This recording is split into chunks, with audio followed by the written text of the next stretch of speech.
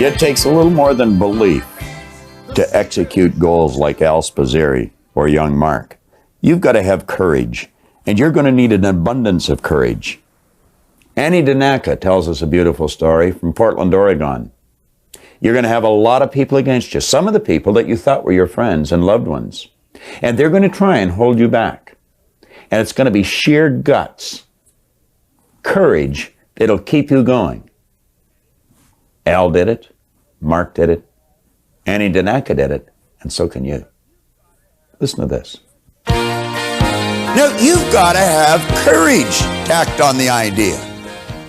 In the vernacular, it takes a lot of guts. We were fortunate enough to have Paul Hutsey share his experience with us yesterday. Do you know, in that same meeting that I met Paul Hutsey in, I was living in LA at the time, and I had come into Toronto to work the conventions for that company. There was another gentleman, and that man changed right in the meeting. He changed right in the meeting. He went back. He lived in a neighboring town to Paul. I believe he was in Hutchinson, Kansas. At that time, Paul was in Wichita. And I remember Paul telling me one day, he said, you know, he changed so much, he appeared to be phony. He said, I almost told him. But he said he never changed back. Well, I was out working in Paul's company. I was working up and down the west coast of the United States. I was in Portland, Oregon. And there was a young lady in the seminar there. And I'm going to tell you, she had her act put together. You could say she had her head screwed on right. Physically, she was quite an attractive lady. She did some of the work that you do, Scott. She worked on stage. She did commercials. She raced cars. I'm talking about those great big long things with little wheels on one end and big ones on the other to go about 5,000 miles an hour for a second or two. You know? And she won the races.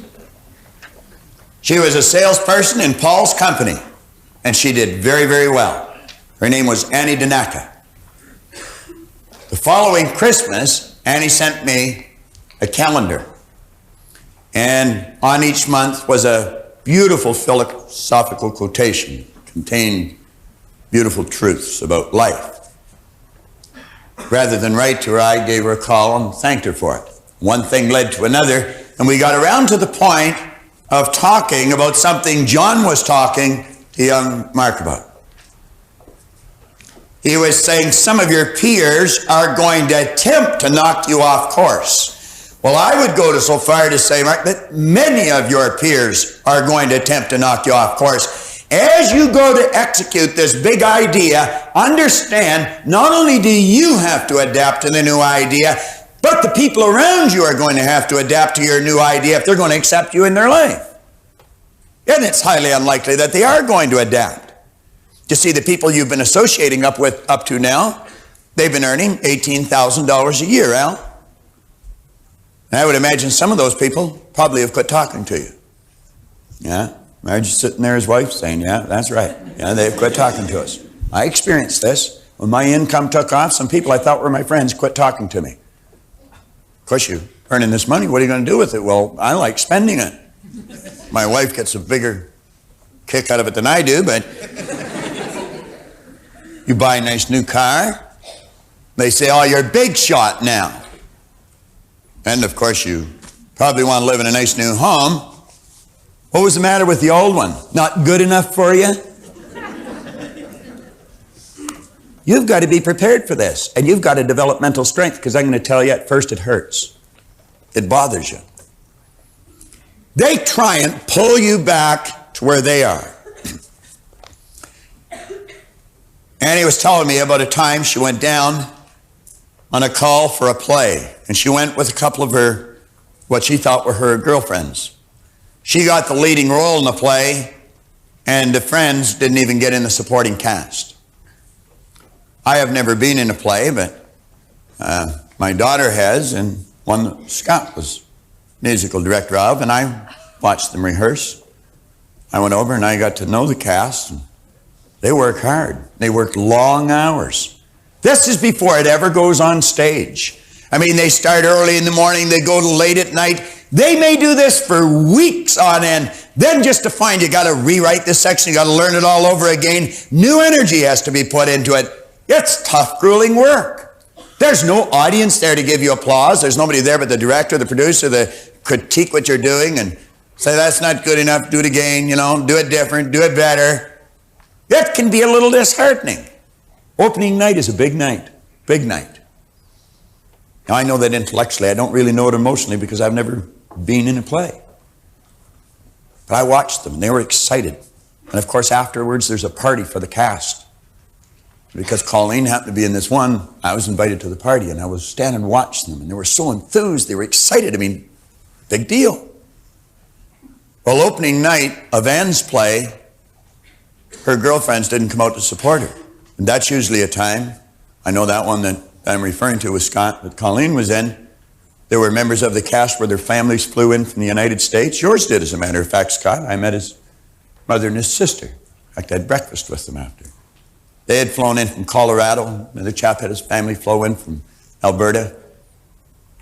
They come out to support them on opening night.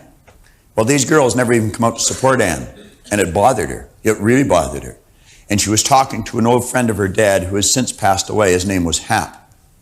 Hap wrote her this letter. She told me about it. She said, I'll send you a copy of it. I've given it to a few people on occasion. She said, you can have permission to use it in the seminar. It is a classic. It is a classic. Now, as I read this, I want you to keep this in mind.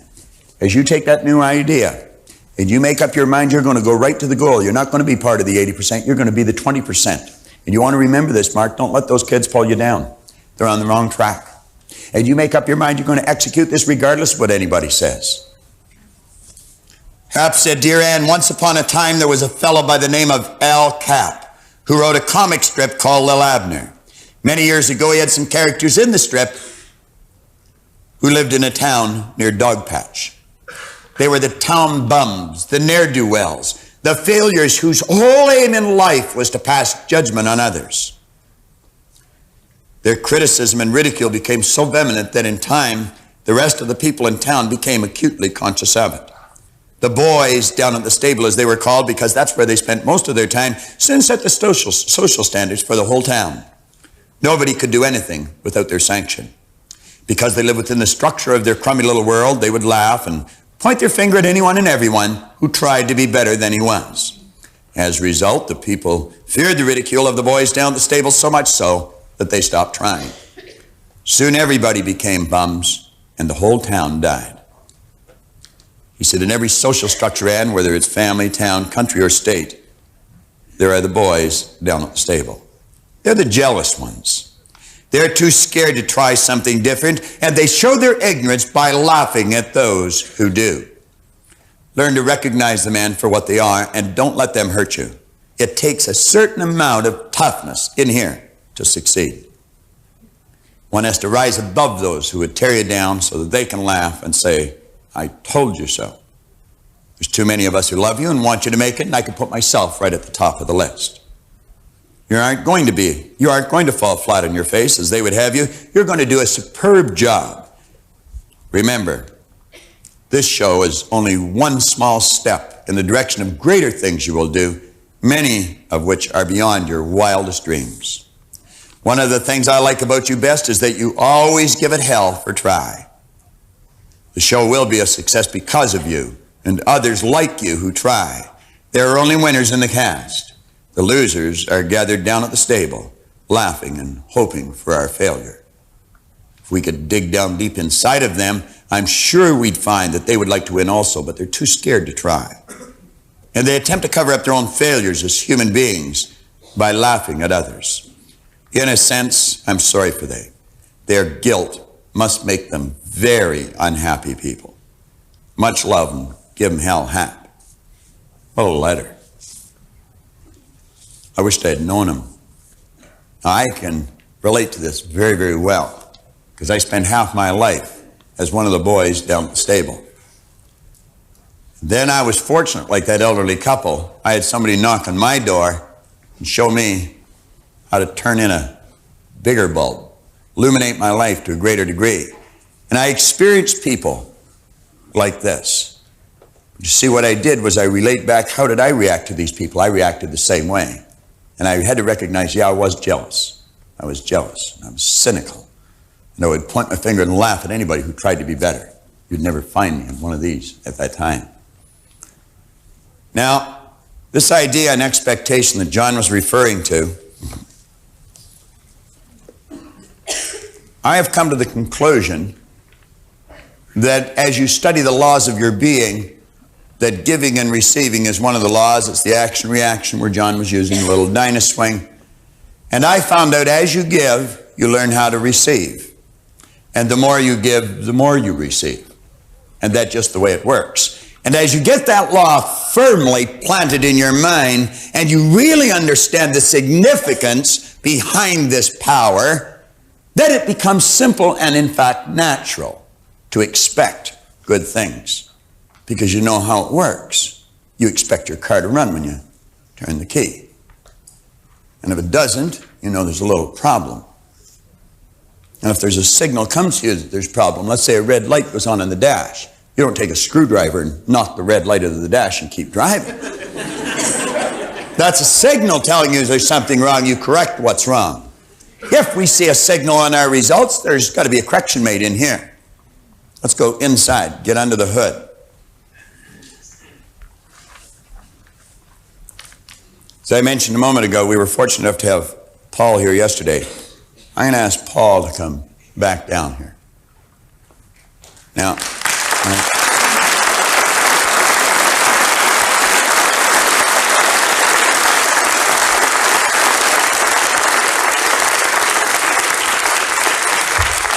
Paul, maybe we could just stand over here, all right? Now, I asked Paul to come down for a reason. John and I come up with an idea some time ago, and we've been working on this idea for a long time. Last night, having dinner with Paul, Paul talked about changing the number 2 to a candle because it represented light, and light comes from inside. And I got thinking about this, and I was thinking of a quote that I guess you could say both John and I fell in love with quite a long time ago. And the quote kept playing on our mind and playing on our mind, and so we decided to develop an idea around it. And it is it's actually not a quote, it's an epitaph that Theodore Roosevelt wrote many, many years ago for his son, who had passed away or died in battle 6 months before his own death. And Roosevelt said, "Only those are fit to live who do not fear to die, and none are fit to die who have shrunk from the joy of life. Both life and death are parts of the same great adventure." He said, "All of us who provide service and stand ready for sacrifice are the torchbearers. We run with the torches until we fall, content if we can pass them to the hands of the other runners." Let me review part of it. He says, all of us who provide service. I think Paul provides a lot of service. I don't think he does. I know he does. And if you go throughout Texas, Missouri, Louisiana, Kansas, you're going to say, hundreds of people, they'll say, yeah, Hutsy sure does provide a lot of service. And then he said, and stand ready for sacrifice. Well, you know, he's already told us he's got 60 salespeople down there. He's got 8 managers. He's got 5 kids. He's got 19 grandkids. He's got a wife that's just a beautiful lady. And, yeah. I don't think he has to look for something to do on a weekend. When I asked Paul if he'd come up and share his experience with you and with all the people that are watching this, sitting in their home or at work, he didn't even say, let me think about it. He just said, sure. I'd be glad to, you know. Now, you know, most of us look at sacrifice as losing something. The true meaning of sacrifice is giving up something of a lower nature to receive something of a higher nature. I don't know what Paul would have done this weekend, but I do know last night he said, boy, that was just a great day. He said, what a great audience. He said, I had a wonderful time. So he gave up something of a lower nature. He received something of a higher nature.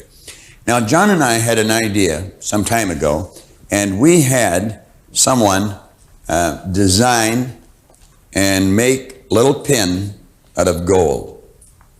Now it's a little gold pin. It has a wreath. It has a hand holding a torch. This is a torchbearer's pin. And we had decided we would make a lot of people torchbearers. Show them that there is compensation in service and sacrifice. And we only had 2 of these pins made, one for John and one for myself. But we thought the first guy that we should make a torchbearer is Paul Hutsey. You know?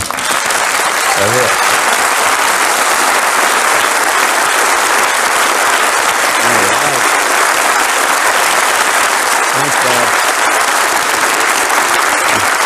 Thanks a lot. Give me a hand.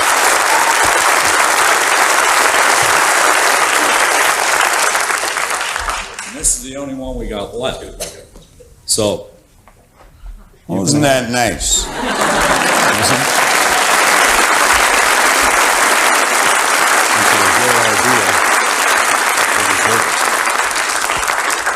See how fast you get it back when you give it out? And I'm going to tell you, that was spontaneous. We were talking last night, and I said the only time you give is when you don't think about it. It's just automatic. It's got to be spontaneous. You have to think about it, you're trading. I know that John didn't even know I was going to do that. We talked about making Paul the first torchbearer, but he didn't know I was going to do that then, nor did I know he was going to do that. Now, you get locked into this idea. What you want to do is fall in love with what you do. The results you get are the compensation you receive for what you do. Now, there's a difference between expecting something and wanting it. Don't see this as a difficult task. On page 33, what I want to suggest you do is take and write down the left-hand side of page 33, about every 3rd line. Put family life right at the top on the left-hand side. Right on the left-hand side of the page down here, on the first line, put family life. Drop down 2 or 3 lines, put social life. Come down 2 or 3 more lines, staying on the left-hand side, put business life. Come down a little further and put income. Come down a little further and write health. Now, they're just some suggestions of areas of your life. I want to suggest you pick out some more and then ask yourself, have I just been wanting these because wants are here in the consciousness? Expectation is in here. And you can want things, you can see them, and you can have them in your consciousness. If you don't plan them in here, you're not going to get them. And I want you to take some time and really think about that. And don't just pass this lesson over and go on and do whatever you're going to do. This is the lesson. It's important that you get them. This is how you get yourself involved. You develop the understanding. It motivates the action, which changes the results. And that's what we said. It's the understanding and application. On page 34, quote at the top of the page, I believe John did that much better than I could do it here with young Mark over here. So desire is the effort of the unexpressed possibility within, seeking expression without, through your action. It's the idea that's cooking in every cell of our being. It's the act that's bubbling under. There's something inside wanting us to go out and do. It's the idea wanting to be expressed. And don't be disheartened if it doesn't happen when you think it's supposed to happen.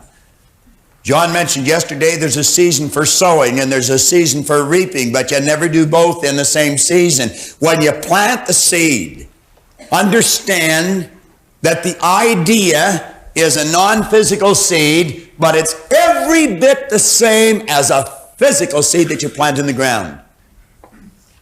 Recently, we were having some work done around our house. There was a strip that we had filled in. It was a bit of a ditch. We had it filled in. We were going to have it sodded. And the gentleman that was working on it, he said, you know, he said, this is an excellent time of year to seed. He said it would come through in a week. I said, really? He said, it'd be a lot less work and an awful lot less expensive. I said, go ahead and seed it. And in a week, bang, that grass was out there. It took a week for that seed. That's called the gestation or an incubation period, and that's governed by one of the natural laws of the universe called the law of gender.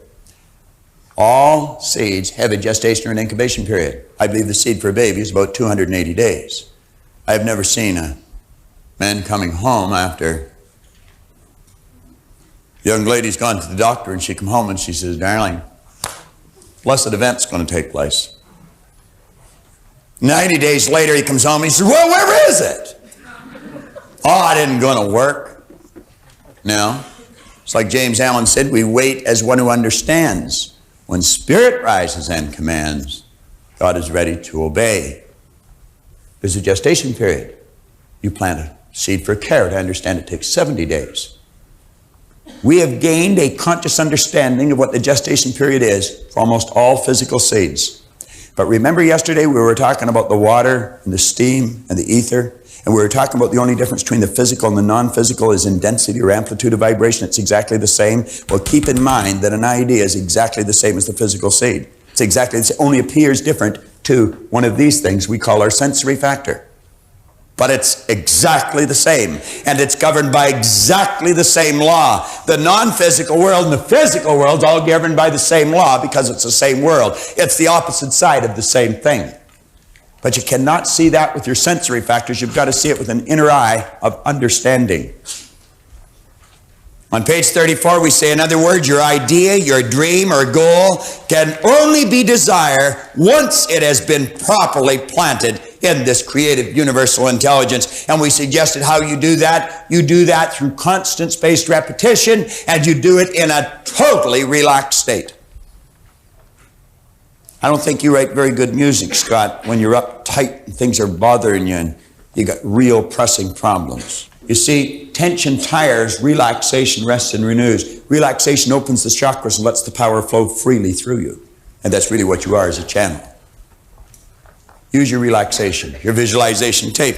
You say, however, once your desire has been firmly established, it is the expectant attitude that ensures your goal or dream is not uprooted or replaced by any opposing idea. You see, when you understand how this power works and your conscious relationship to it, you're not going to be knocked off track by circumstance because you are expecting the right thing to happen. Like Paul Hutsey said, he said, I found the 10-acre lot because I was looking for the 10-acre lot. Most people don't expect it. They just think because they've changed vocations, they've changed towns, they've changed spouses, they've changed clothes, they've changed cars, that everything's going to happen. You don't change the kitchen by painting the outside of the house. If you want your results to change permanently and dramatically, you got to change them inside. Now we're on page 34. Therefore, it is imperative that you understand the following 3 points from Genevieve Brevan's phenomenal book, Your Invisible Power, John was working with earlier. For they will help you to develop the understanding you need to form the expectant attitude. Now, let's take a look at these 3 points. All space is filled with a creative power. It's not just inside, it's like we said earlier, it's everywhere. This creative power is amenable to suggestion. You create the idea, and as you get emotionally involved in it, you've placed it in the universe, and the entire universe comes to your beck and call. Such a phenomenal idea for us to grasp. We say the creative power only works by deductive methods. John covered that early yesterday. What do we mean by that? Deductive methods. It only has the ability to accept the idea and move it into all its necessary parts for the manifestation of the idea. It has no ability to add one fact, one idea, one thought. It cannot add anything to it. It's like a mold. What you pour in, that's what you get back. This creative power only works by deductive methods. You build the picture. I'm telling you, just think about it. You can build a picture in your mind. You turn it over, and that's the way your life starts to go. The same way the architect designs the building, the same way you design how your table is going to be set, the same way you design how to make that dress, the same way you design how to make that table, the same way Paul designed the way he wanted his house, you can design your life. All aspects of it. And it works by exactly the same law. Now, Thomas Troward in his writing emphasized this last point because it implies that the action of this ever-present creative power is in no way limited by precedent or what has gone on before. What do we mean by that? Well, I'll tell you exactly what we mean by it. Your present or past results have absolutely nothing to do with what's going to happen from this point forward. Now, that was the point that Ray Stanford drilled into my head. You see, I kept thinking, well, gee, I'm such a mess up. You know, I've done everything wrong up till now. I'm 26. I'm broke. I'm not happy. Everything was wrong. He said, Bob, that's all in the past. He said, every moment is a new moment. We shouldn't condemn ourselves. And he said, what you were yesterday, you paid for. What you are today, you decide upon. That's exactly what Troward's saying. This power in no way is limited by precedent. Even in a creative state, we sometimes don't understand that. Do you know why airplanes, right up to today almost, have wings on them? Because birds have wings. Birds fly, they have wings. Going to get a plane to fly, you got to put wings on it. Do you? No. We've got planes flying without wings today. You know why? Never did need wings. But you see, the thinking was, to a degree, limited by precedent. Birds fly with wings. Planes have to have wings. Planes do not have to have wings. You're creative. If you can visualize it, you can do it. It doesn't matter what it is. That's what Hill said. Anything the mind can conceive and believe, it can achieve. Said in other words, this universal creative power creates a creative direction from the idea or image that you impress upon it. It's just sitting there and it's waiting and saying, whatever you ask for, I'll give you. Before you speak, I'll hear.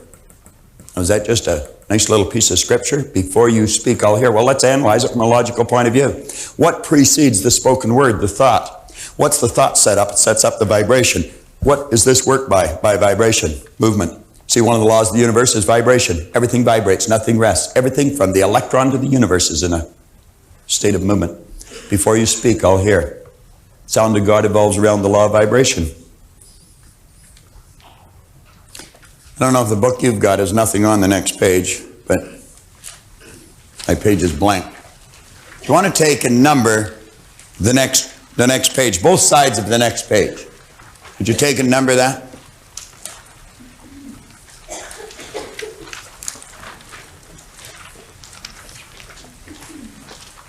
Now, how many of you, or did you, write 35 and 36 on the next two pages? Why?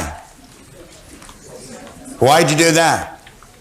Do you want to know why you did it? Because it seemed the most natural thing in the world to do. Because there was nothing on it. On one side it says 34, and the next one said 37. So this has to be 35 and 36. You could have put 16 and 102 if you wanted.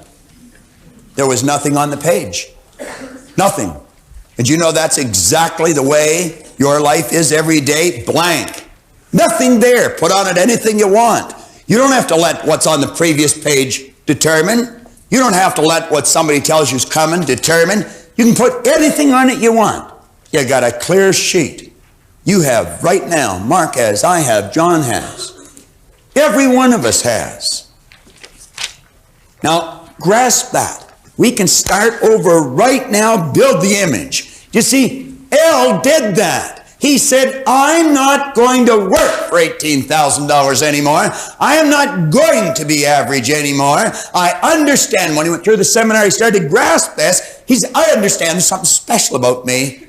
I'm going to treat me the way God meant me to treat me. Did his wife benefit? I guess she did.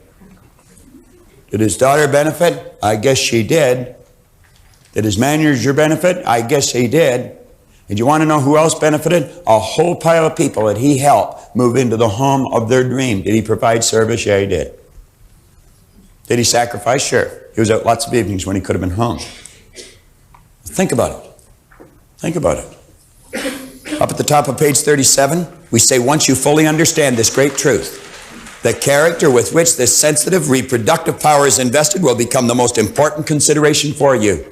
Your thoughts, you will start to guard them. You'll start to monitor them. You're going to start to really pay close attention to what's going on. See, once you become aware of this truth, that the universal creative power can only be what you feel and think it to be, it will become eager and willing to do your bidding. You say this understanding will enable you to be filled with the expectant attitude, and to expect the materialization of the image will become most natural for you. Do you know that if you put this particular tape on and play it every day for at least a month, there's so much depth to this idea. Every time you read it, you're going to see it clearer. It'll be as if you're standing at the base of a tall building facing east. And somebody said, what's the view like facing east? And you'll describe it.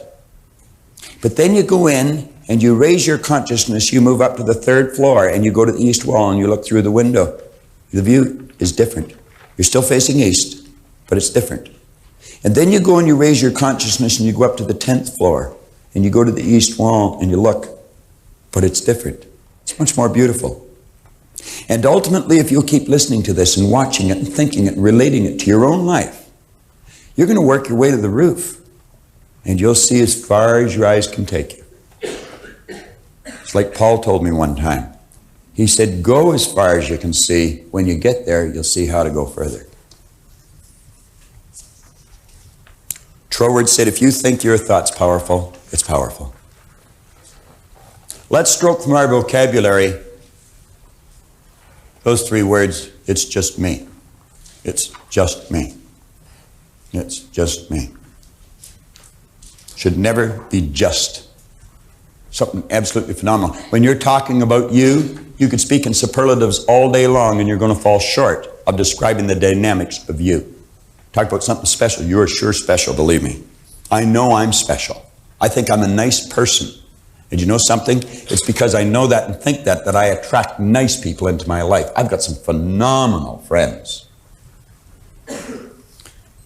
Later today, you're going to see everybody that works for our company, and I'm going to tell you, I was saying to Paul last night, I'm so proud to be working with these people. We have some of the nicest people that you'll ever want to meet working in this company. Just absolutely phenomenal. We were talking about Shirley Laverdier, our national sales manager.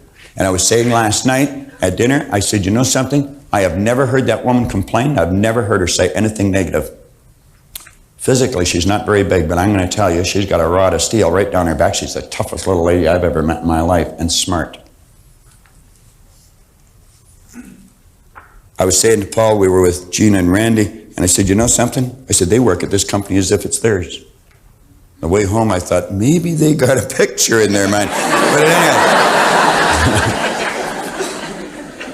But you don't attract people like this if you're not a nice person. You see, I grew up with the idea, don't say things about yourself like that. It's conceit. It is not. It's awareness. If you don't love you, how are you ever going to love anyone else? I'm not talking about conceit. I'm talking about a heightened awareness of what we're really like. Now, expressed another way, as a person thinketh in their heart, so are they. John worked on that yesterday just about as well as I've ever heard it worked on. It's in your heart. That's inside. That's what Paul was talking about. Universal creative power can no more change this law than an ordinary mirror can reflect back to you a different image than the object that you hold before it. But remember, as you think does not mean as you tell people you think. Boy, there's a lot of people got that mixed up. It doesn't mean as you tell people you think, or as you would wish the world to believe you think. It means your innermost thoughts. What's going on inside? What do you think of you? The more you study you, you're going to find your belief system is based upon your evaluation of something. The more you evaluate you, the more you're going to believe in you. It means your innermost thoughts. That's a place where no one but you knows the truth. Your sanctum sanctorum. That's where you go to the closet and you close the door. Inside. That is what you expect, and that is what you will attract, and that is what you will ultimately get. All things are possible in spirit because it's an original state. Spirit is a sensitive, unseen, creative substance whose sole purpose is expansion and fuller expression. But spirit or creative substance can only reproduce, expand, or express itself in a greater way in accordance with the limitations placed upon the instrument through which it expresses itself. It's like the light bulb. What did John say to you a few minutes ago? Some of you recorded it mentally, and some of you might not have. He said, don't expect God to do for you what God can only do with and through you. Powerful line. How did he get that so deeply sunk? Because he sat where you're sitting and he wrote it over and over and over and thought about it over and over and over and worked with it over and over and over. It doesn't just, it's the way it works. The non-physical creative substance, spirit, flows to and through the seed and expresses itself in its polar opposite physical form, namely the plant or the tree. Now, I want to take a minute. We are running a little late, but take a look at the third paragraph from the bottom of page 37. Spirit can only express itself through the medium of an acorn in accordance with the limitations placed on the acorn. And the medium of the acorn is limited by the pattern plan or the nucleus in the seed. Now, I want you to really think. I want you to imagine that that's an acorn. That acorn is not solid. It is moving. It is actually moving.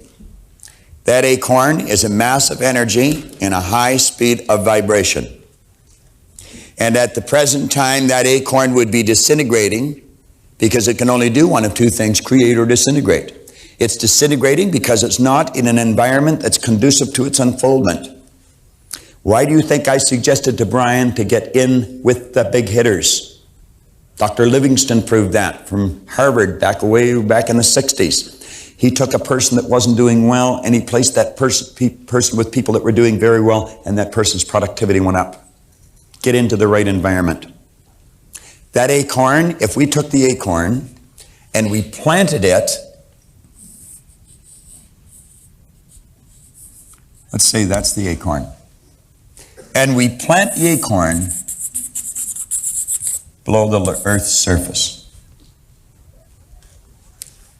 Instantly and automatically, that acorn would start to attract particles of energy to it. If I took 2 drops of water and I moved them together, what would happen? They'd become one. If I took a drop of peanut oil and a drop of water and moved it together, what would happen? They'd repel. Why? Because they're not on the same frequency. They're both massive energy, but not in harmonious vibration. There's all kinds of particles of energy in the earth that are not in harmony with the vibratory rate of the acorn, but they won't be attracted because they're not on the same frequency. Now, that acorn has a pattern plan or a nucleus in it. You'll hear many people say the oak sleeps in the acorn. That's not true. You'll never find an oak tree in an acorn. You can dissect it with the most powerful microscope you'll ever get your hands on. You'll never find an oak tree in it. Do you know why? There isn't one there. The oak tree's in the universe. Where does everything come from? Everything just is. Everything is an expression of the same thing. Everything, all supply comes from one infinite source, a non-physical source. Same as your money, your health, and everything else. This acorn has no ability to alter its state of vibration, so it keeps attracting little particles of energy, just like a magnet. And as they join with the acorn, it's like the drop of water. Keep adding drops to it, and pretty soon you're going to have a big puddle. This thing has to what? Expand. We call that growth. And a shoot comes out of the bottom, and another little shoot comes out of the bottom.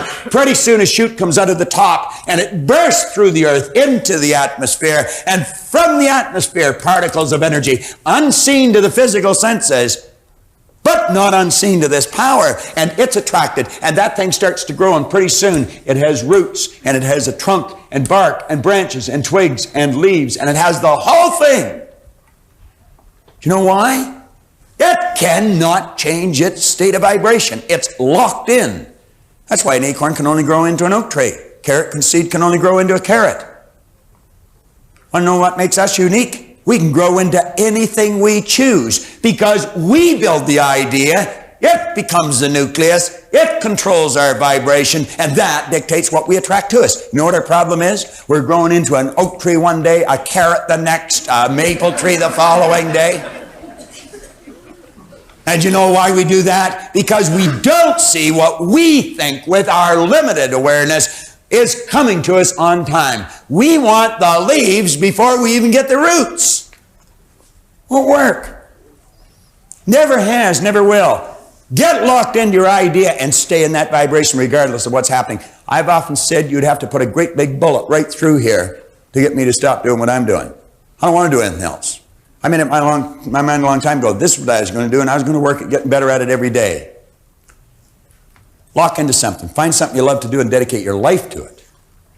I see people come into this business, and because they haven't made it in 3 weeks, they say, oh, hell, it won't work. You know, what do you mean won't work? Anything will work. They do it like they play a yo-yo. It's up and down, I'll throw the yo-yo away. Yeah. Never master it. Do you know the average person reads at a grade 7 level?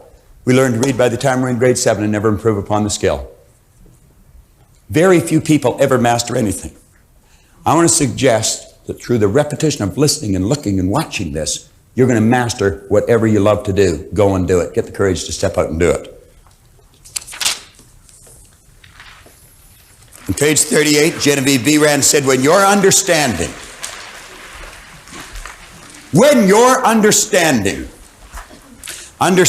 comes from knowledge, it's the polar opposite of ignorance. When your understanding, and remember knowledge, the only way you can get it at is through study. Unfortunately, study seems to be something like taxes. People only do it if they have to. Well, what we want to do is fall in love with the idea of studying. When your understanding grasps the power to visualize your heart's desire. The heart is the spiritual core of your being. And you know something? Spirit's always for expression and fuller expansion. Spirit's always for growth, never for disintegration. When you see things get bad and they say it must be God's will, that's an expression of ignorance. God's will is always for expansion and fuller expression. Greater ways, greater things. That is God's will for you, for me, for everyone else. Never for hard times. Abundance is our birthright. We've been conned, folks. She said, when your understanding grasps the power to visualize your heart's desire and then hold it with your will. Don't let some peon suggestion knock the idea out of your mind that you can't do it because you never have up till now. Hold the idea with your will. Concentrate. Do like Napoleon. He said, I see only the objective. The obstacle must give way. Do like he did, but don't be like he was. He wasn't a nice person. She said, when you do that, it will attract to you all things requisite to the fulfillment of that picture, and it'll attract it by the harmonious vibration, the law of attraction. You know what you have to do? If nothing's created or destroyed, you've got to get on the same frequency as the good that you desire is on. There's music in this room right now. You don't hear it, but it's here. If I brought in a little transistorized radio and turned it on, you'd hear the music. Did I invite the music in, or did I tune into something that was already here? And all I have to do is change the dial and I get different music, and change it again and I get different music. And what am I doing? I'm tuning in on different frequencies. And as you get the image and get involved, you alter the frequency you're on. Therefore, you attract whatever's on that frequency. You want poverty? Tune into it. Be delivered right on schedule. Me, I've never liked poverty. Never. even when I lived in it.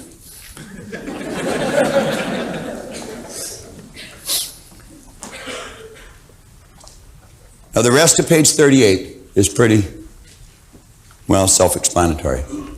You fill it in, but make sure you fill it in. On page 39, there are 3 lessons here, or 3 concepts. It'll take in whatever John's explained and what I've explained. 3 certain steps for prosperity in all areas of your life. On page 39. Number 1, build the image. That's plugging in the bigger bulb so that you can illuminate your life in a greater way. Turn it over to Spirit. Turn it over to Spirit. Let go and let John. Let go and let God. I was thinking of John as I was saying that. But for good reason. So we didn't edit it. It's for your benefit too. You know, when John and Pat Swanton talked to me about that house on Seven Bards Walkway that I made reference to yesterday, that Vera bought and Brian and Leslie now live in, they came to me after they put a deposit on that, and they were worried because they didn't have the money. They couldn't even see where it was coming from. And I used that quote of Genevieve B. Rand's. I said, believe it's coming and it'll come. Just let go and let God. And it was a very, very funny feeling the day they moved into that house, because I was there and they moved into the day, 18th of December. The only thing that was in that house that was movable was the stove and the fridge. And on the refrigerator were a pair of praying hands, magnetic ones, that said, let go and let God. God's everywhere. He's everything.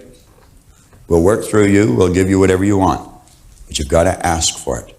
And you ask in the form of feelings. Number 3, expect. Well, if you take this lesson and you study it, you listen to the cassette tapes, and you watch these audio tapes or visuals, and you watch them over and over and over again, the expectation is going to become natural. We've already covered that. Expect it with your heart and soul that Spirit will reward you openly for your faith. It will reward you openly for your faith. Everything that you need to receive the good that you desire is already here. Pat and John found that out. They believed, they got in harmony with the good that they desired, and it came to them. Just like with the acorn, the oak trees, and the universe. The pattern plan is in the acorn. When you build the image of what you want, that's the pattern plan in your life. It puts you into the necessary vibration to attract what you have to attract. Nothing is created or destroyed in this universe. It's all here. Everything you're seeking is seeking you. Hold on to that picture. You'll attract what you have to. Pat and John did. Well, I really remember the night of December 20th when we moved into the house. As a matter of fact, it was snowing. And of course, the first place I had for was the kitchen. I walked in, looked at the fridge, and there were praying hands. And on the bottom of the praying hands, it said, let go and let God. And remember I said to you, where did they come from? The hands, like it was a little magnet and it just stuck on the side of the fridge. And you looked at me and said, I don't know. But that's how it all happens. I mean, you have to let go and let God. And that's what we did. It was an incredible evening. I remember that we must have been doing something upstairs, and somebody came to the door. John, remember you and I went running downstairs, and there was nobody at the door, but there was a package inside the door to the right hand, and it was a lovely blue box, and it said Burke's at the top. I said, John, we've got a gift. And took the thing upstairs and opened it, and it was an hourglass in there, and it was a gift from Bob, because he knew we were moving into the house. Well, he had faith that we were moving into the house. He didn't know exactly that we would. And gosh, it was a really special time. I mean, we had a mess like you can't believe, but it really didn't matter. We were in the house, we had all our stuff in there, and it was just a phenomenal time. December 20th was a great day for me. And as you were saying, Pat, about the letting go and letting God, from the first time that we met Bob at the Prince, and we went through the exercise of deciding on what we wanted, making a decision, making a commitment on what we wanted to achieve, namely the house. There was a lot of things that, from my personality, and anybody that knows me would know that I tend to force issues, and I was working in commission sales, which is probably a great asset when you need a lot of money in a short period of time. And for the first week, I was really forcing, attempting to make sales, work harder, work longer. And fortunately, we were attending a seminar, one of Bob's seminars, during this time. And I had an opportunity to ask him during the seminar, what do I do? And Bob just looked at me and he said, let go. Let God. Don't force it. Just allow it to happen. And from that point on, I just went ahead, did my work, and allowed myself to receive the good that we wanted to desire. And it was the most important part of that exercise was to learn what to do when you want to achieve something. Whether it's a sale, whether it's a house, whatever it is. There's a number of years have passed since we purchased that house. And every day of every week, some little thing that we learned during that 7 weeks in late 1982, has come back to help us in our day-to-day life. And it's been important to both Pat and I. It's been important in our relationship.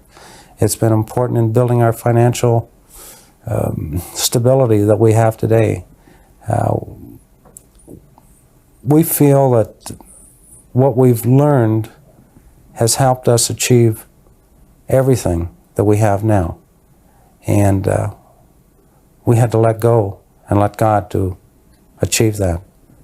And we still do. And we still do.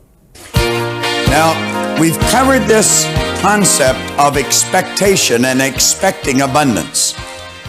What we really want to do is raise our level of awareness so the expectation becomes a natural state for our mind to be in. And we've already mentioned that expectation is a mindset. It's a mental state. And you're going to find that that state comes to you with an increase of awareness. Now, in talking about the law of vibration, we're starting off here saying the law of vibration explains the difference between mind and matter, between the physical state and the non-physical state of everything in the universe, which includes you. So we're talking about the non-physical, and here we're talking about the physical. Now, this non-physical part of our personality is where the mental magic starts to take place. We call these our creative tools. They're mentioned in an earlier lesson under the heading of intellectual factors. And it's the intellectual factors that we want to develop. And in developing them, what we do is raise our level of consciousness. Now you come back here, we say under the law of vibration, we find that everything vibrates, nothing rests. Everything is in a constant state of motion. There is no such thing as inertia. From the mental to the grossest form of matter, all is in vibration. This lectern is made of, I suppose we would call it lucite. However, it appears to be solid, but it's really not. If you look under a microscope, you'll see particles of energy moving. And of course, that would be the same with every physical form that you might look at under a microscope. Now, we say graduating between the lowest and the highest form of vibration, there are literally millions of cells or levels of vibration. Rates of vibration are known as frequency. The higher the frequency, the more potent it becomes. Thought being one of the highest forms of vibration and very potent in nature should certainly be understood. Now, I have mentioned in many, many seminars that thought waves are cosmic waves that penetrate all time and all space. It's not an accident if you happen to be wandering down the Champs-Élysées in Paris or maybe Oxford Street in London, England, and a loved one may be sitting in Colorado Springs, and they're really concentrating. Something has happened at home, and they really want you to phone home. All of a sudden, you get a feeling you should phone home. Now, what did we say feeling was? Vibration. Their thought waves are in resonance or in harmonious vibration on the same frequency as certain cells in your brain. And as that thought wave of theirs strikes your brain cells, it sets up a vibration in you. You call that a feeling. You've got a feeling you should phone home. And you phone and they'll say, oh, thank goodness you phoned. We've been wanting to talk to you. Do you think that's an accident? Again, it's the same thing when you pick up the phone to phone someone. You haven't touched the dial. The phone hasn't rang, and yet the other person's on the other end. We put that off as coincidence, and we laugh about it. It's an absolute law. You were in tune with the other person. Now, we started out yesterday morning with a glass of water. In the earliest lesson, we were coming under and talking about these three parts of our personality, and then we related it to energy. I held up a glass of water, and I said, in the state of vibration it was in, the energy was called water. Then we talked about heating the water. We called the same energy steam. It wasn't water any longer. And then we continued to heat the energy, and then we called it air, ether, or gas. It was the same energy. Now, let's let these lines here represent levels of vibration, or we could refer to them a different way, levels of consciousness.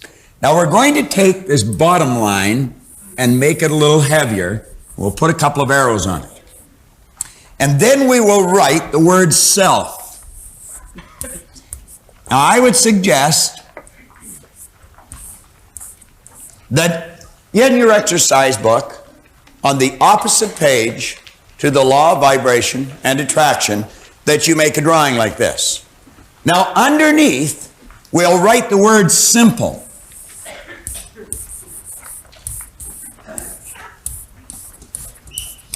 Now, everything below this line is going to be referred to as a simple conscious state. This line is referred, and everything above, as a self stage of consciousness. Now, what we're dealing with are levels of vibration in consciousness. An animal is in a simple state of consciousness. We could have a little dog here on the set, and the dog would know it's on the set, but it doesn't know it knows it.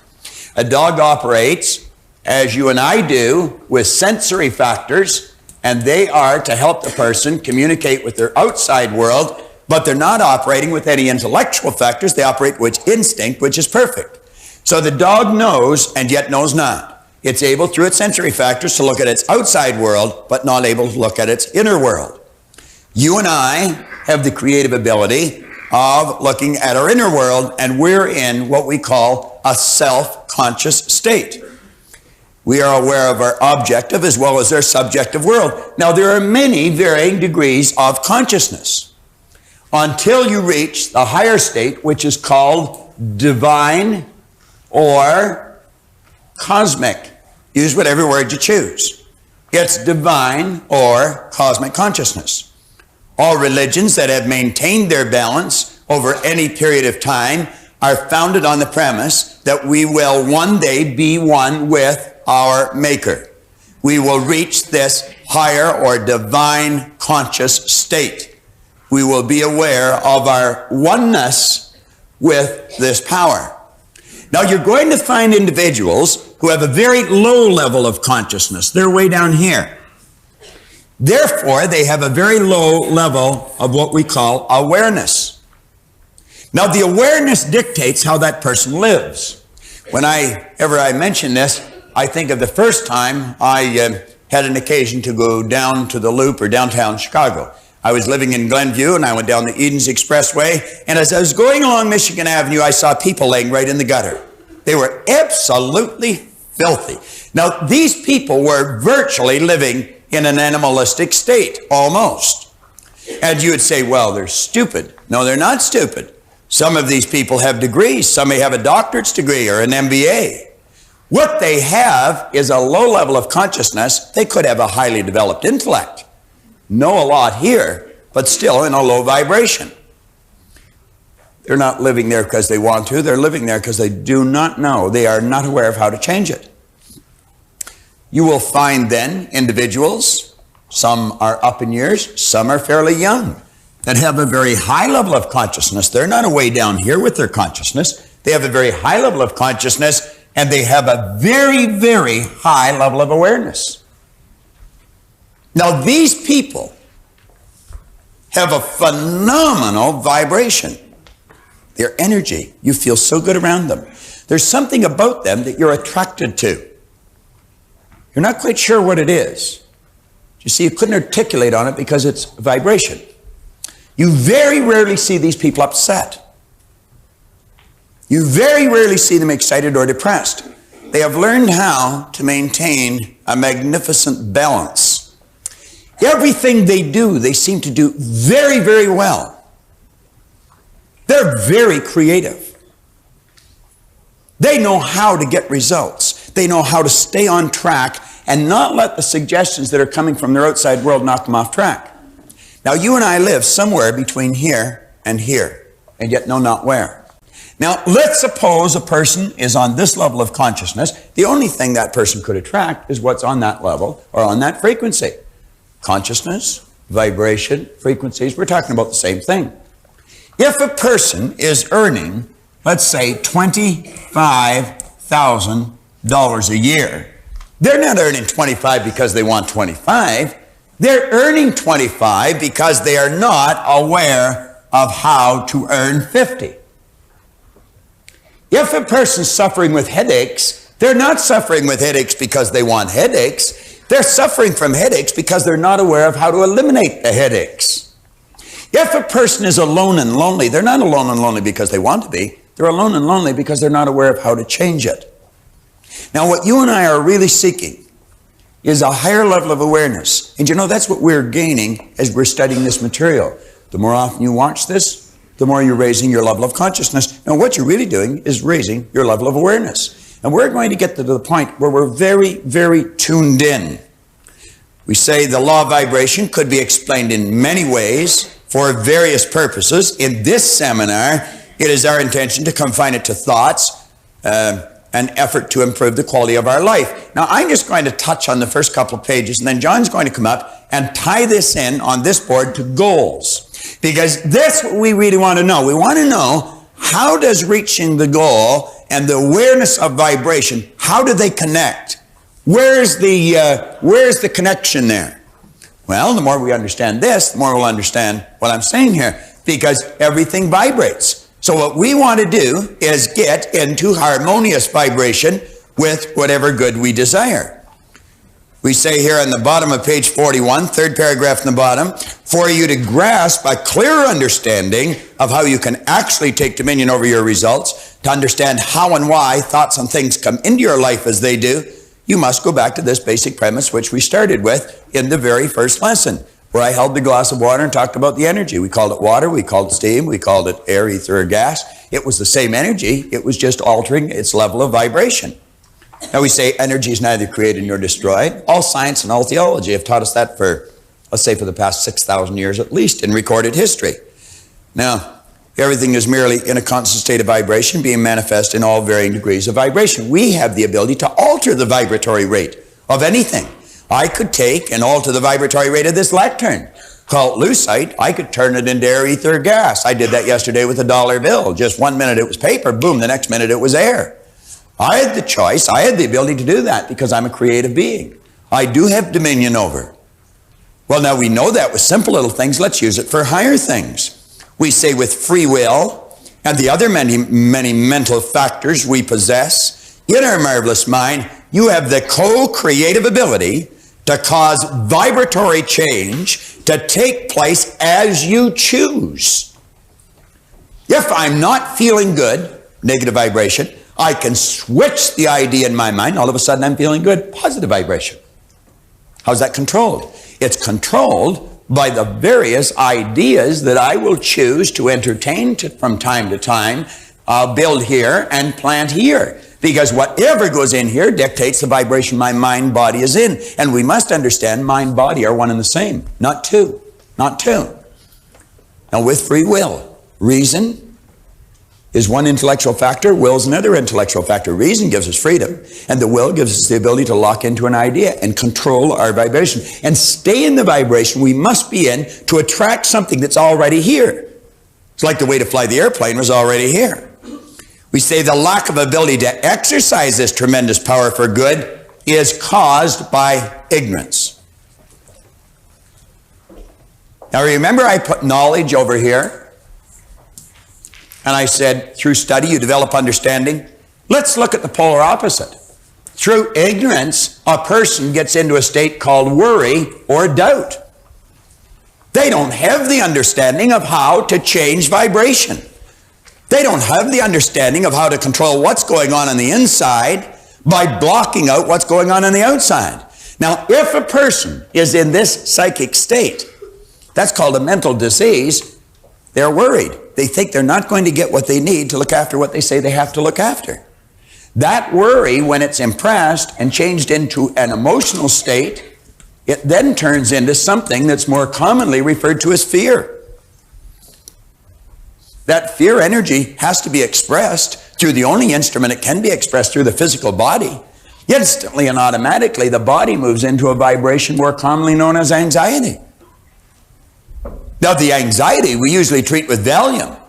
However, we have not looked after the cause, we're treating the effect. And the anxiety, of course, moves into dis-ease, which moves into decay. It's like St. Clair Lewis one time said, we don't die, we kill ourselves.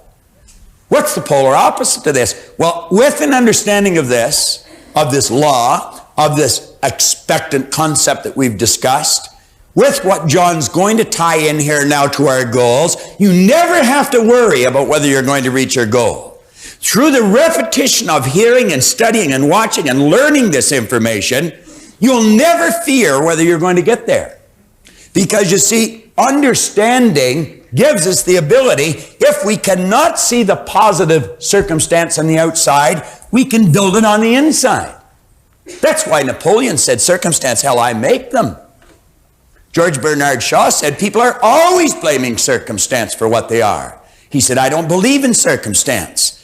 The people who get on in this world are the people who get up, look for the circumstances they want, and if they can't find them, they make them. They have the understanding they can do that. And through doing that and getting emotionally involved, they then set up an emotional state that's quite opposite to fear. It's called faith. The faith must manifest on the physical plane as health or well-being. Now, this could be in our social life, could be a healthy body, healthy bank account, healthy business.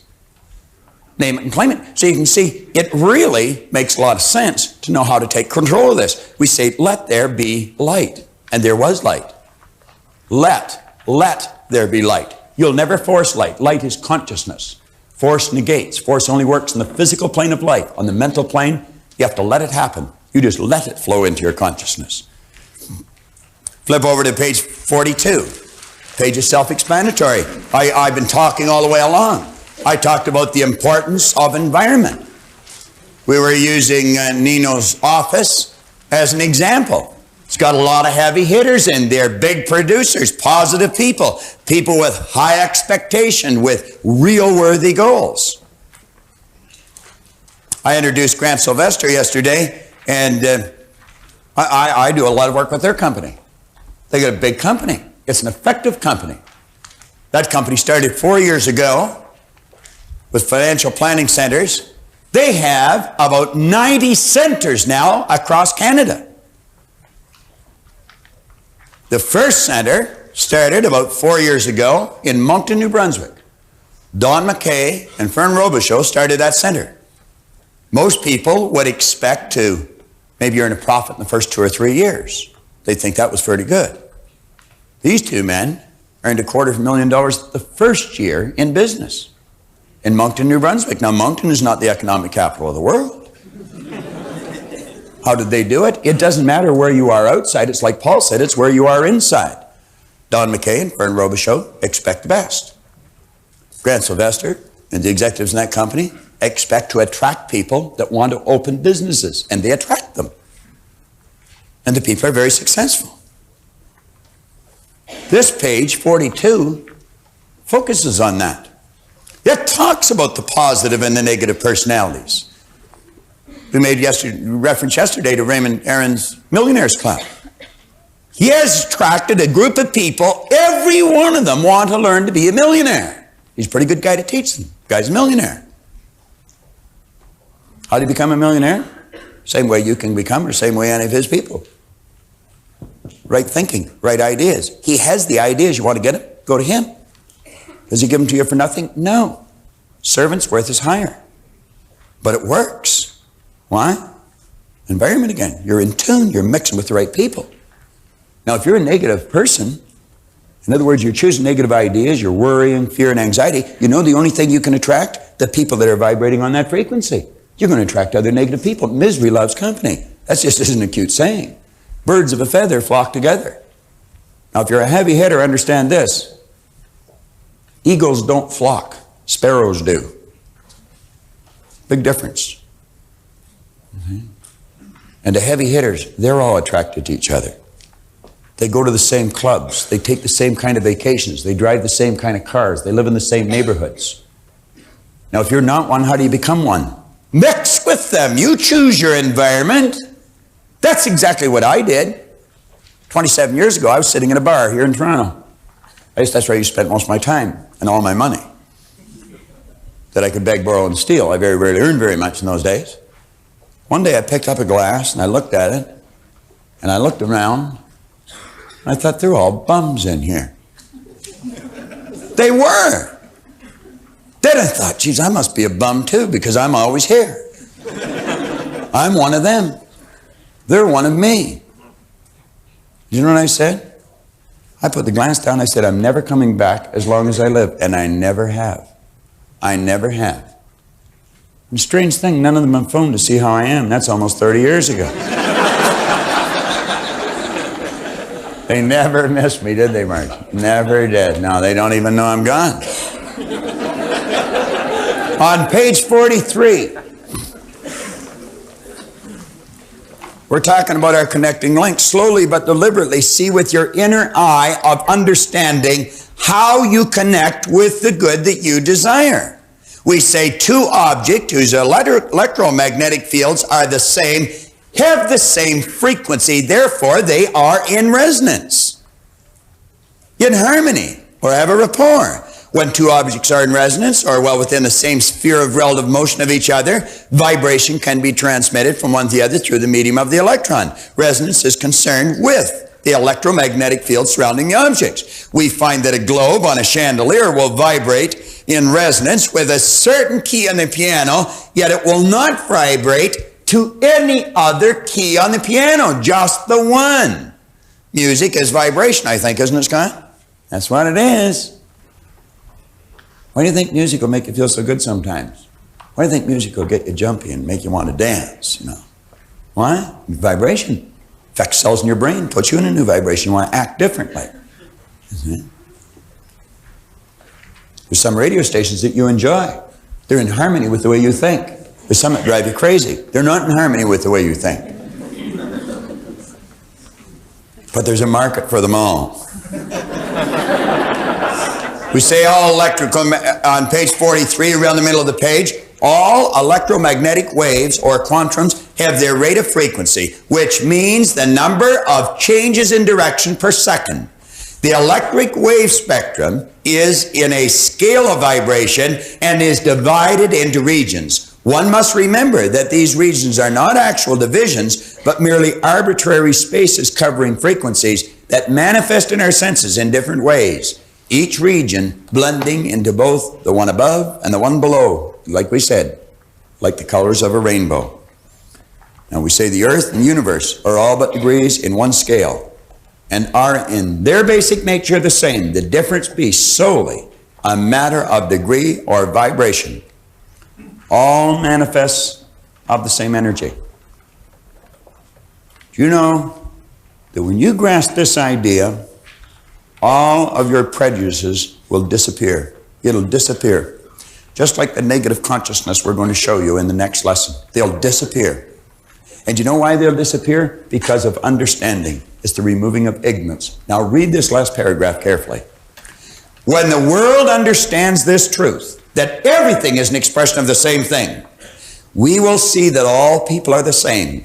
They only appear to be different. How do they appear to be different? They appear to be different to our physical senses, our lowest mental tools. The dividing lines are not borders, color, or language, but ignorance. You attract whatever or whomever you are in harmonious vibration with. The results vary. The people remain the same. The results vary. The people remain the same. We may see a black man and a white woman, or a white woman and a black man. You know what I enjoy watching when I see that? I enjoy watching the people around. Watch the expressions on their faces. The shock, the anger, the horror. Do you know what they're expressing? Ignorance. It's them that is in the bad vibration. We have got some real crazy ideas. How do we get these ideas? Well, I remember when I was a little boy, you know, in the little life that John talked about yesterday, I can remember my grandmother. She was a dear old lady. I loved her. I can remember her saying, well, they're Catholics, but they're nice people.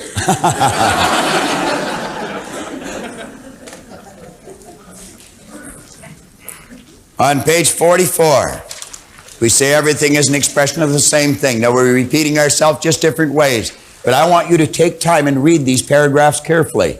Re-listen to these tapes. Watch these videos over and over and over again and tie it in with what we're saying here, and it's going to take on a different meaning. In the second paragraph, you are connected to everything in the universe and everything with you.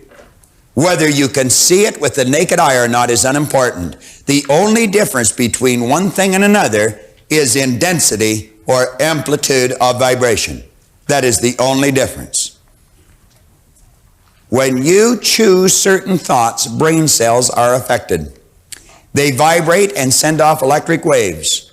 When you are concentrating on those thoughts, you increase the amplitude of vibration of those cells, and the electric waves become much more potent. Do you want your thoughts to be more potent? Develop the willpower, the will, a mental faculty. That gives you the ability to concentrate. I'll give you an analogy that you're all familiar with. It'll do exactly the same thing. You go outside on a nice sunny day, and you all did this from your little boys and little girls, and you take a magnifying glass, and you may have a piece of paper, some leaves, or you might even have your hand there. And you take the sun, and you put the magnifying glass between the sun and the object, and you can start a fire with it. How? You increase amplitude of vibration. The rays become much more potent. They become hotter, and like that. Let's take a candle, and let's suppose I put a sign way over here on the wall. We turn out all the lights, and I'll light the candle and ask you to read the sign. You'd say, I'm not able to. And I'd say, why? You'd say, there's not enough light. That would appear to be the correct answer, but it would be wrong. The reason you're not able to read the sign is because the light is not being directed at the sign. Now, if I took exactly the same candle power and I confined it in a flashlight and I held the flashlight towards the sign, you'd be able to read it with these. See, well, the candle's here. Some of the light's going on you, some on me, all over the place. But when I confine the same candle power to a flashlight, I'm marshalling that energy and I'm directing it towards a given point, and it becomes much more powerful, and you'll be able to read the sign with these. Enough light, misdirected. We got enough power, we misdirect it. We think of too many unimportant things. Our mind's shooting all over the place. The average individual would have more ideas running across their mind in a matter of a minute than you'd find in the Encyclopedia Britannica. Just total loss of control. Know that you are originating those electric waves, and know that you are also determining the density of them by your own choice. You must also know that since you are originating these electric waves, your whole being is in that particular vibration. Now think. You're taking brain cells and you're causing them to increase in amplitude of vibration, and you're sending off a powerful surge of energy. Do you know the only energy those brain cells can take on is the same energy it's sending off? The only energy those brain cells can take on is a like energy to that which you're sending off. You focus on the negatives in another person, what kind of energy do you think you're taking on? What kind of a vibration do you think you're in? It might be a wise idea to focus on the good aspects of even the worst situation. I could have got upset when the yo-yo string broke, or I could laugh at myself. I've got a choice. One time I wasn't able to laugh at myself. Now I frequently do. Higher awareness. John always has. On page 45. Now, page 45 deals with something we're all familiar with. We have had magnificent instruments that's been used in the medical profession for years. And these magnificent instruments do nothing but measure vibration. The brain, the heart. And they'll tell you whether you're healthy or whether you are moving into trouble. Do you know how they can tell? By the vibration you're in. By the vibration you're in. I remember one time years ago, I had to go for a stress test for insurance. I didn't particularly like the idea of going because it was time consuming, and who wants to run on a conveyor belt for a half hour? They'd have you running up and down stairs and jumping up and off and down steps. And then they'd lay you down and they'd wire you up. You see, they would put this electrocardiograph on you. And they would measure it, and then they'd have you wait a few minutes, and they'd measure it, and then take a few minutes and take another reading, take a few minutes, take another reading. And of course, you get on there, and your heart's going, blah, blah, blah, blah, blah, blah, blah, and you're out of breath. I mean, you're just about worn out. Now, I have practiced relaxation, meditation, concentration for a long, long time. And rather than take a long time, because I was in a rush, I just instantly returned myself to a normal state. They called me a little while later, said, you got to come back for another stress test. The machine wasn't working right. That's the truth. And of course, there's a lot of people that are able to do that. You're quite able to do it. All you have to do is learn how. And we want to understand that the brain is that electronic instrument that controls the nervous system throughout the body, which is the electrical system in the body. You've heard of people having nervous breakdowns? No such thing. Person had a nervous breakdown, they'd be a puddle on the floor. The nervous system is the electrical system that keeps the body intact. They lose conscious control. Conscious control. This explains why on page 45 they do not understand how to control this magnificent electrical instrument that they live in. Your body is the most phenomenal object on planet Earth, in the cosmos as far as I'm concerned. We are truly creative beings in charge of our own world, and we're in charge because we can alter vibration. Alter vibration. Or as I was saying with Scott in the music, create new vibration. Color is vibration. You ever noticed if you wear a certain color, you feel better? They have found by painting hotel or hospital rooms, nice bright yellows and pinks, people get better faster. Used to be cut well, sew well, get well with the doctors. Well, now they're paint well, you know. I mean, big difference. Now, I'm going to ask you to turn over to page 46. And as you focus in on page 46, I'm going to ask that you focus on your goal. Get the thing that you want more than anything else riveted in your mind, and then take every bit of information that John focuses on this board and relate it to the goal. Don't just listen to it as information. Let this information mean something to you, and take all the ideas that he's going to come across and direct it towards the object or the thing that you truly desire. Dr. Ken McFarland, the late Dr. McFarland, the great educator, he said anything's possible if the motivation is strong enough. You'll remember Heinz Dawes, how his circumstances were not too favorable. He thought he was going to lose his house. Well, Heinz was sitting in the seminar. His fantasy became a theory. Heinz's fantasy, even though he was having difficulty maintaining his home, was to drive a new Cadillac. And it was while he was sitting in the seminar that his fantasy literally became a theory.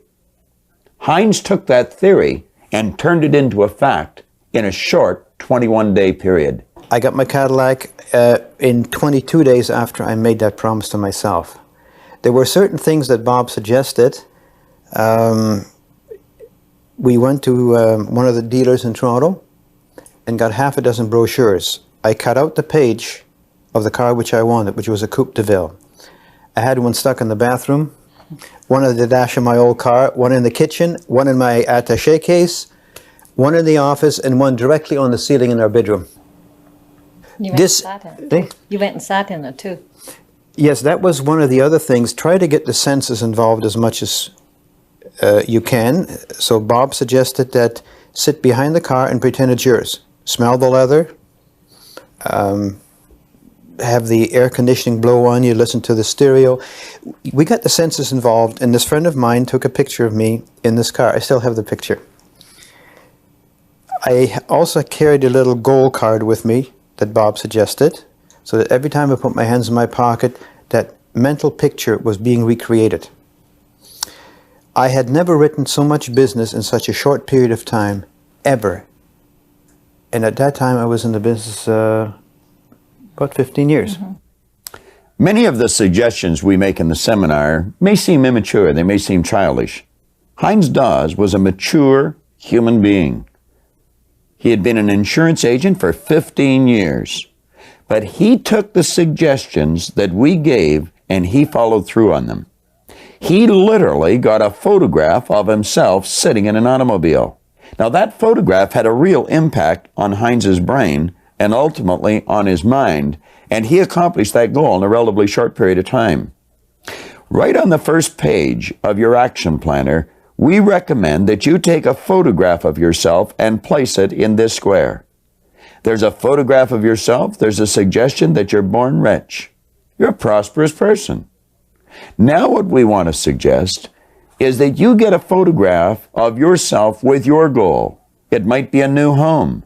Shop around, pick out the place you like, stand in front of it, and get your photograph taken. Go and sit in an automobile.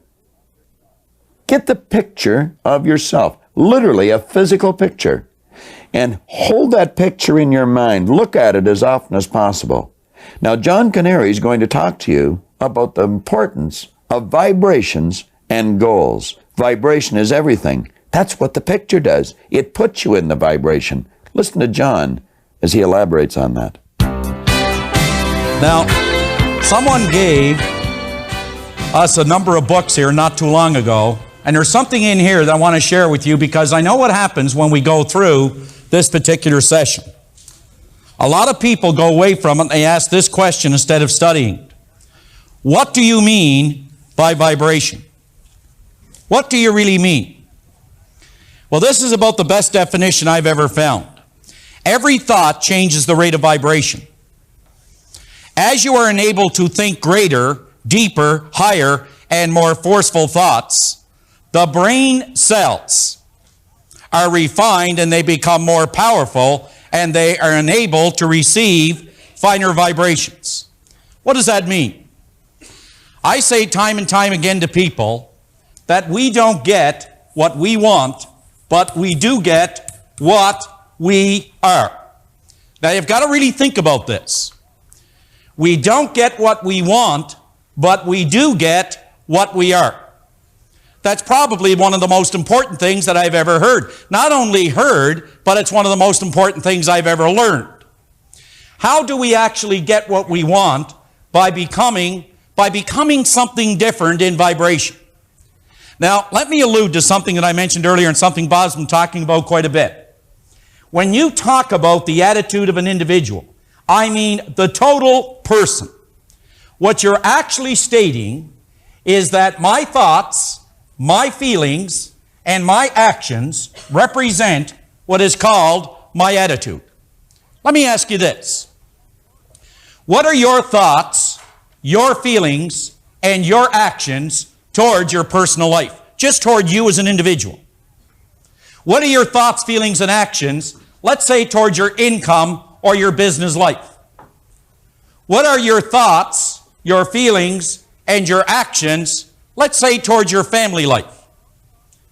Because you see, your thoughts, feelings, and actions is what determines your state of vibration. Your thoughts, feelings, and actions, it actually determines who and what you are, as well as what it is you're going to get, as well as what it is you're going to get. Now, I want to cover just one concept to show you how you can actually begin to do it. Here's the first thing you've got to understand, is that knowing does not precede doing. Now, I want you to really think about what I just said. Knowing does not precede doing. The moment we as individuals begin to focus on a particular objective, or we start to look at what it is we want, we don't necessarily feel good about getting it. We can see it, we can think about it, but we don't necessarily feel good about doing it. I'm going to give you a good example. How many people here in sales? That's a few. The rest of you beware. Now consider this for a moment. How many people here really get up, enthusiastic, and enjoy cold calling? How many do not? Now keep your hands up, the ones who do not. Is it true, though, that you know you must do it? Isn't it true that you would like to feel comfortable doing it? The moment that you start to go out cold calling, or as Paul mentioned yesterday, meeting that particular girl. Okay, put your hands down now. Or meeting that particular guy. That is suddenly a demand that changes your rate of vibration, or changes, you could say, the way that you feel. Now, consciously, you know what you have to do. You know what it is you're working toward. You know what it is you want. But inside, there's a feeling, an uncomfortable feeling, or you could say a rate of vibration, giving you feedback, telling you why you can't do it. Now, this is what you have to do in very, very simple terms. How many learned to drive with a stick shift? Do you remember what it was like? Now, isn't it true that consciously you had all the knowledge to drive that car? Yes, no? Yes. And you get in there, and you're anything like me, you had a person sitting beside you. And they said, now here's what I want you to do. They're giving you instructions. They said, I want you to put the foot in clutch, put the other one in the brake. Hold both hands in the wheel. Then reach over, make sure you pull this thing up, put it down there in the first, reach over and start the car. Now, as soon as you got to start it, make sure you keep one foot in the clutch, the other one in the brake. Now, as soon as you're all ready, I want you to let your foot off the clutch just a little bit. As soon as you do, take foot off, brake, same time, get a little bit of gas. Get it going about 10, 15 miles an hour. Now, keep in mind, now what you got to do, as soon as you get it going 10, 15 miles an hour, the engine starts to roar. So what do? Take foot off the gas, put the one in the clutch, put it up there in a second. Take foot off the clutch again, put it back in the gas. Get it going to about 20, 25. Now, be careful now. You don't want to go too far because the engine will start to roar again. You burn the engine out. So I'm sure as soon as you do that, you put your foot in the clutch again. Take foot off the gas, though, at the same time, and you put it down there in the third, take it back off the clutch again, put it back in the gas, you get it going. You got it? Got it. Now, they said, now, just before you pull out, I want you to be careful now. I want you to take one hand, put it over here behind me, keep the other one on the wheel, keep one in the clutch, keep the other one in the brake. Now, they said, as soon as you relax, take this hand back here and take it, grab it down there where it was in third, put it up there into first, put your hand back here, now you got it back up there in reverse. Now, keep your hand in the wheel there, keep the other one in the clutch, keep the foot in the brake, and then start to let it off the clutch just a little bit. As soon as you do, put it in the gas, but just before you do that, make sure you look this way, no cars coming that way, no kids in front, make sure you look this way, somebody may be walking behind the car. Now, as you got this here thing going, you're standing like this, what I really want you to do now, as soon as you back that up a little bit, make sure you put your foot back in brake, but make sure you put it back in the clutch again, and put your hand back over, pull it down in the first. As soon as you do that, take it off the clutch, off the brake, then get it going in the gas, go through the same procedure, hit the clutch, put it back up there in the second, take it off the clutch, put it back in the gas, get it going again, and take it off what? Off the gas, put it back in the clutch, put it down in the third, back in the gas, and away you go. You got it? Yeah. Now, what actually happened is you had all the knowledge to drive the car. But you know what's interesting? You were not yet in harmony with your idea. But you started to do it not once, but over and over and over again. And as Bob pointed out yesterday, until the idea became fixed, you developed a sufficient number of brain cells to do it. Now think about this. You have got in mind something that we call a goal. Now, where you are today are where your thoughts have brought you. I don't mean sitting in this room. But I mean that everything that you have brought in your life, everything that you have to this point in time is a result, nothing more, of the state of vibration you are in mentally, emotionally, and physically. Now, folks, instead of working so much toward this on the outside, we have to increase our state of vibration in this way. The more and more that you think about where you're going and how you're going to get there, and you go out and act on the idea. And you know, that's the difference. People will not act on the thing they want. They seem to entertain themselves by visualizing that they can have it, how nice it would be to get it, but when it comes to acting on it, their vibration, the way they feel about it, tells them they can't have it. So they spend their life dreaming rather than acting. What was it one time said? And all that was left when his living was through were the mountain of things he intended to do tomorrow. Let me ask you this. What habit patterns do you need to get to where you want to go? What habit patterns do you need to get to where you want to go? I believe it was Oscar Wilde who said one time, why is it that you and I were never told that in our brain we hold, in just one single tiny ivory cell, this kingdom called heaven, or this kingdom called hell? In other words, when you impress your idea, you cause these cells to move at a certain rate of vibration. Do you know, when you take an idea and you impregnate it over and over again, you impregnate that idea into one cell. When you impregnate that idea into the cell, that cell is dividing 1 into 2, 2 into 4, 4 into 8, 8 into 16 to 32, 64. And the process goes on at the rate of 50,000 cells per second. And the more and more you act on it, even though you don't feel good about it, but you work with the idea, you start to develop this change in vibration. But what is really happening is you're impregnating the cells with the characteristic or the idea. And these cells are going to search out the very thing necessary to get you to where you want to go, to complete the manifestation of that idea. What was the great statement by our friend Einstein that he had burned into the corner of his desk? He said it was responsible for every great invention. When he said that all creation waits with eager longing for the revealing through the sons of man, you and I. In other words, everything that you want is already here. The best way to do what you're doing, it's already here. It's never been thought of, but it's already here. It's just that it's in, as Bob explained, in another form. What we need to do is we need to constantly think about where we're going, what we want to do, and we start to increase our level of thinking by vibration, and we begin to attract thoughts of a like nature that'll move us in that direction. But you can't sit and wish. There is a difference in wanting a thing and being ready to receive it. And being ready to receive it.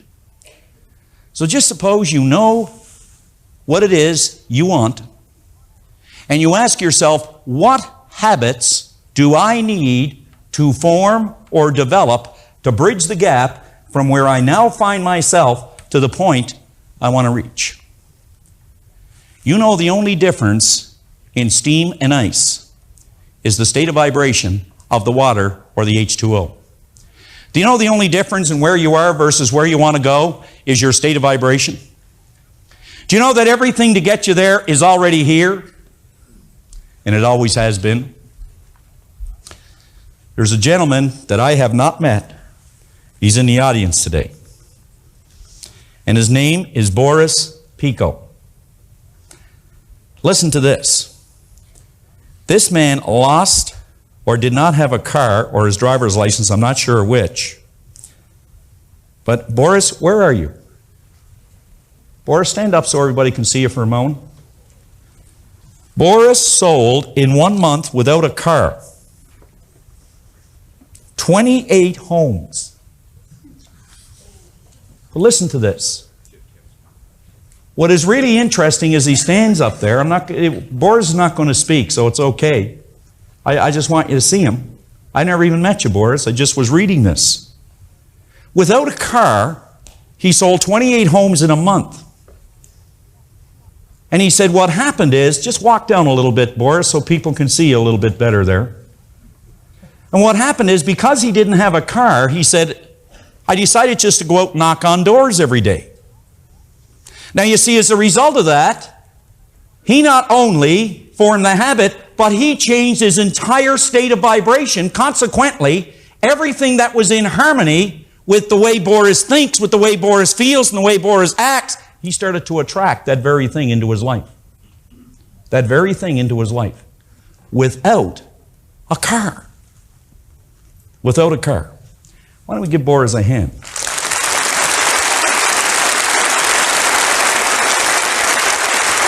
Now, let me tell you one of the reasons I think we don't get to where we want to go. I think it's because we try to be too realistic and too practical about the goals that we set. Now, I've heard people come to me and they'd say, you know, you've got to be realistic and you've got to be practical. I can tell you that's the one thing that no one can ever accuse Bob of being, is practical or realistic.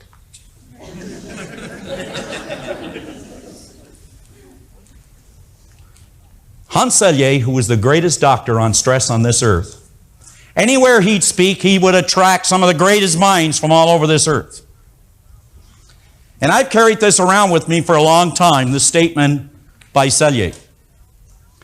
And Selye said that he found beyond a shadow of a doubt that practical and realistic people are not as practical and realistic in the long run of life as the dreamers who pursue their dreams. There's an article about a man on here who applied to every United States medical school and was refused by every single one of them, telling him he would never be a doctor. Now keep in mind, the idea that he held was searching out in all these cosmos, every corner of these cosmos, to find a way for that idea to become a reality. And they all rejected him. And almost say the idea doesn't work. And then he wrote it once more. He did it again. They rejected him the second time. And then he wrote once more and they rejected him the third time. Don't you think that was enough to change his state of vibration? Don't you think that was enough for him to turn his desires inward and give up on the goal or the idea? They say depression is energy at its lowest state of vibration. They say that success is energy at its highest state of vibration. Happiness, joy, is orderly vibration. Well, I took this idea because this man, I think you know, as the man with the first artificial heart. In other words, he invented the first artificial heart. Anybody know who I'm talking about? Dr. Jarvik. 3 times he was rejected. But he kept on and he kept on and he made it. I took that idea to a gal who had given up on life. Call her at any time. Her name? Robinson. Hillary Robinson. Hillary was not in the healthiest state at the time. In other words, her state of vibration was very low because Hillary stopped looking in the direction that she should have been looking in. She wasn't expecting things to happen in her life for a happier, for a healthier, for a more productive life. She was not looking for it. Consequently, she wasn't getting it. And as we started to talk to Hillary, remember what I pointed out here? That every thought changes the rate of vibration. You see, if I were to take someone right out here on the platform and I started to get you to build a picture on the screen of your mind about something that is pleasant, that is enjoyable, something that you truly would like to have, you truly would like to be, you would change your state of vibration. if you can maintain it for a period of time, you would enjoy it longer. If you can maintain it for an additional period of time, not only would you enjoy it longer, you'd start to meet people like you. You'd start to bring things consistent with that rate of vibration or state of vibration. In other words, your outside world would change because your inside world has changed. Because your inside world has changed. You could call her at any time. Because you know what happened to this young lady? I'm not going to read her goals and the things she's achieved, but we sat beside her and she listed all of her goals, 10 of them. While she was in that negative state of vibration, we were able to get her to see herself in a different light. She started to list the goals, and she's achieved every single one of them, and I'll throw one more in as a bonus. She just opened her own company with her husband recently. I'll guarantee you, Bill Lawrence, you must know Hillary Robinson that worked with Roy Stevens.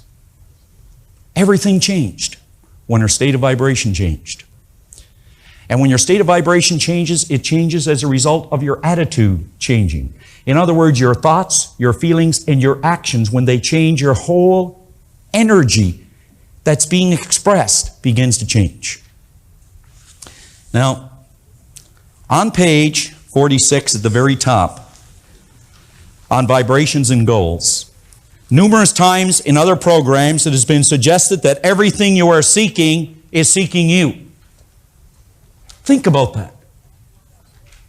I just mentioned that you are today where your thoughts have brought you. Because as we think, we actually travel. As we think, we travel. We may be able to stand still physically, but we are forever moving in thought. We are forever moving in thought toward that which we most secretly love, be it base of beautiful or a mixture of both. For we always gravitate towards that which we most secretly love. Always do. Even the things we don't like are the things we love. Otherwise, we wouldn't have them. It was suggested that we already have everything that we want. You don't have to get anything. It is simply a matter of becoming aware of what you already have, for it is within. It's with you always. If energy is neither created nor destroyed, everything you will ever want is already here. Now think about that. A higher rate of vibration always destroys a lower rate of vibration. If we have negative things in our life that we don't want, we need only go to a higher order of vibration. Now here are some questions you must answer, because it'll tell you what state of vibration you're in. Suppose I were to ask you, do you hate misery more than you love happiness? Do you hate poverty more than you love prosperity? Do you hate disease more than you love health? Because you see, if you hate these things, you increase the possibility of them becoming yours. The thing you hate is yours. The thing you love is yours. Whatever it is you love, it is yours. If not in the physical world, it definitely is in the mental and spiritual world. Do you hate misery more than you love health? Do you love prosperity more than you hate poverty? More than you hate poverty. Let me go on.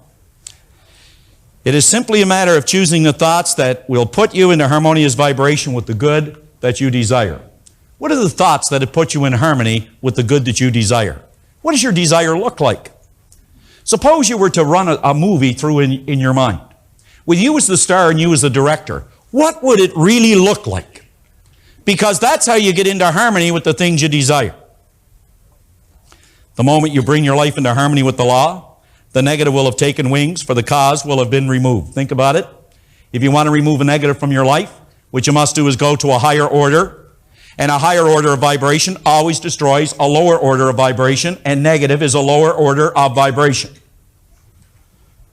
The secret to receiving on the physical plane the results you desire is covered more adequately in the lesson we went over in expectation. Think about it this way. Do you know in a limited state of understanding, we actually sit down and logically reason that we can only get something, or we can only we can't receive it, or we can't give it until we receive it.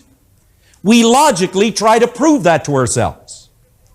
In a limited state of understanding, we actually try to reason that we must get before we can give. And when Bob goes through the vacuum law of prosperity, believe me, there's going to be some navels pop around this room. Some navels pop around this room. I was with my good buddy, Mike Croucher, last week, and he was telling me a story about a man that I'd sat down and talked to over a year ago. And we were talking about this very thing. I said, you know, my friend, you're in a very negative state of vibration. A very negative vibration. And he got quite upset at me. And I told him unless he changed his state of vibration, he's going to get more of the same in his life, which wasn't very much. Last month, he was at their convention. As the story goes, before the night ended, he had the chairman of the board and the senior vice president in a headlock at 1 o'clock in the morning, telling them what was wrong with the company and how he was going to change it. The next day, he didn't even remember it. But see, I said over a year ago that more of the same was going to happen unless he changed his state of vibration. Obviously, he has not, at least to that day. So this lesson then is designed to help you understand how to get into harmonious vibration with the good that you desire, and then how to stay in that state of vibration. Think about it this way. There are people that come to me and say they're looking for the right mate. How can I find the right mate? Well, what you do is be the right mate. You see, you don't get what you want, you get what you are. And when you become in spirit, when you become mentally, when you become spiritually, when you become emotionally